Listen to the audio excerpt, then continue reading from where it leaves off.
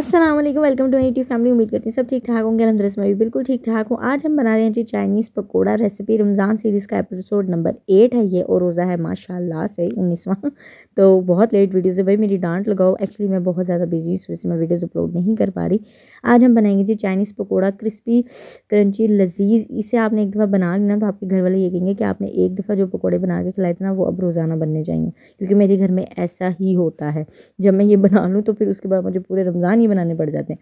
सबसे पहले जी हमने एक बाउल के अंदर लिया है चिकन। ये एक पाव चिकन था, 250 ग्राम। इसे मैंने क्यूब्स में कटिंग किया, छोटे छोटे क्यूब्स में, ठीक है। बोनलेस चिकन का इस्तेमाल करेंगे हम इसके अंदर।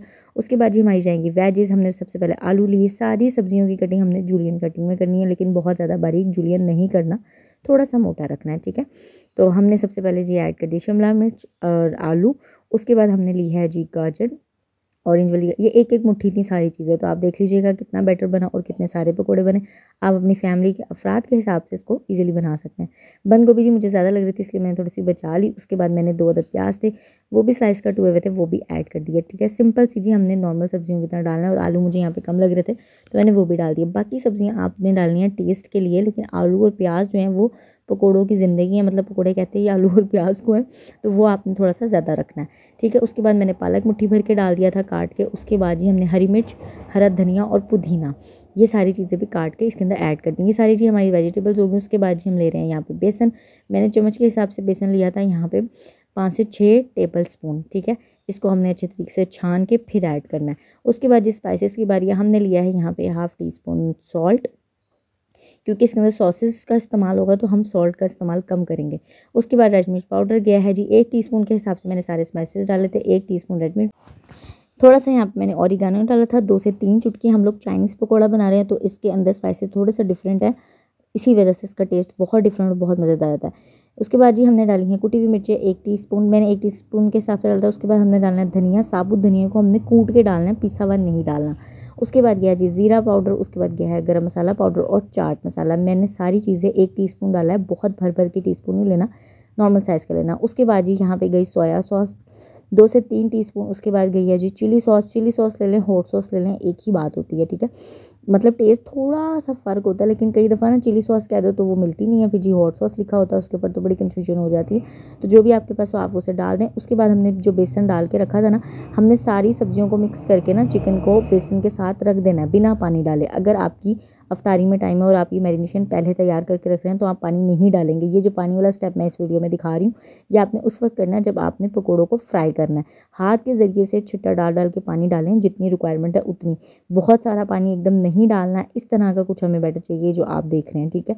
ना ही रनी होगा, ना ही बेसन का पता चलेगा। बेसन अच्छे से, स्पाइसेस अच्छे से हर हमारी वेजिटेबल के ऊपर, चिकन के ऊपर चिपक जाएंगे। ये मैं आप लोगों को बार बार इसलिए दिखा रही हूँ। ये प्रोसेस आपने जब करना है जब आपने पकोड़े की कढ़ाई जो है ना वो गर्म करने के लिए चढ़ा देनी है। आई होप कि अब आप लोगों को समझ आ गई होगी, ठीक है। ये देखें चिकन, ये हमारी सारी वेजिटेबल्स। अब मैं आपको इसको पकाने का, फ्राई करने का तरीका बताती हूँ। बस हमने कुछ इस तरह के पकोड़े बनाने, ठीक है। हर एक पकोड़े के अंदर एक चिकन का पीस आएगा और लाजमी आएगा। आपने इस तरीके से पकोड़ों को डालना है, तो कोशिश चम्मच का इस्तेमाल ना करें, हाथ से पकोड़े डालें। ये देखें बस इस तरह की जो कंसिस्टेंसी है ना, उस पर आपने पकोड़ों को फ्राई करना स्टार्ट कर देना है। पानी आपने डालना ही नहीं है। सारी चीज़ें कटिंग करें, बेसन डालें, स्पाइसेस डालें, मिक्स करें और साइड पे किचन में छोड़ दें। जब ऐन अफ्तारी का वक्त हो और आपने पकोड़ों को फ्राई करना, उस वक्त आपने ये सीन करना है। अच्छा, अब मैं आप लोगों को दिखा रही थी कि मैं थोड़ा थोड़ा सा बैटर हाथ में ले रही हूँ, जिसके अंदर हर एक पकोड़े के अंदर मेरी ये कोशिश हो रही है कि मैं एक छोटी चिकन की जो बोटी है जो कि हमने क्यूब में ऐड किया वो आ जाए, ताकि सबके पास चिकन भी जाए एक एक पकोड़े में और फ्लेवर भी जाए चिकन का। ऐसा ना हो कि जी किसी के पास सारी बोटियाँ चली गई हैं और किसी के पास खाली सब्जी चली गई हैं, दस्तरखान पे लड़ाई हो जाएगी। सो मेक श्योर कीजिएगा इस चीज़ को। तरीका होता है हर एक रेसिपी को बनाने का, हर एक चीज़ को बनाने का। तो इस तरीके से जी हम इन्हें फ्राई करेंगे मीडियम टू लो फ्लेम के ऊपर ना। ये 2.5 मिनट एक साइड से लेंगे, 2.5 मिनट एक साइड से लेंगे, यानी कि ये 5 मिनट ले जाएंगे मीडियम टू लो फ्लेम के ऊपर, क्योंकि इसके अंदर चिकन हमने कच्चा ऐड किया है। तो आपने इसको अच्छे से पकाना है, तेज़ आंच पे नहीं पकाना, क्योंकि सब्जियां जल जाएंगी और चिकन कच्चा रहेगा, ठीक है। तो थोड़ा सा टाइम टेकिंग तो है, लेकिन बहुत लजीज बनता है। ये जी हमारे चिकन पकोड़े की फाइनल लुक है, ये मैं आप लोगों को दिखा रही थी। फिर मेरे पास टाइम कम रह गया, मैंने साथ में एक फ्राई पैन चढ़ा दिया, उसके अंदर भी मैंने पकोड़े डाल दिए। दूसरी तरफ मैंने जो है कढ़ाई रखी हुई थी ताकि पकोड़े ज़रा जल्दी जल्दी बन जाए, क्योंकि मैं आज काफ़ी तरह के पकोड़े बनाए थे और आप लोगों ने मैंने वीडियोज़ रिकॉर्ड किए। इंशाल्लाह आएंगी, दुआ करें कि मुझे तौफीक हो जाए कि मैं एडिट के वीडियोज़ डाल दूँ।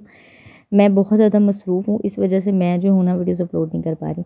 खैर जी, یہ تھی ہماری چکن پکوڑے کی ریسیپی. امید کرتی ہوں ریسیپی آپ لوگوں کو بہت پسند آئی کیونکہ چکن پکوڑا بناتے بناتے جو ہے نا وہ افطاری ہو گئی تھی اور سب نے ٹوٹ پڑے تھے پکوڑوں کے اوپر. امید کرتی ہوں جی ریسیپی پسند آئی ہوگی. دعا میں یاد رکھیں اپنا بہت سارا خیال رکھیے گا. اللہ حافظ.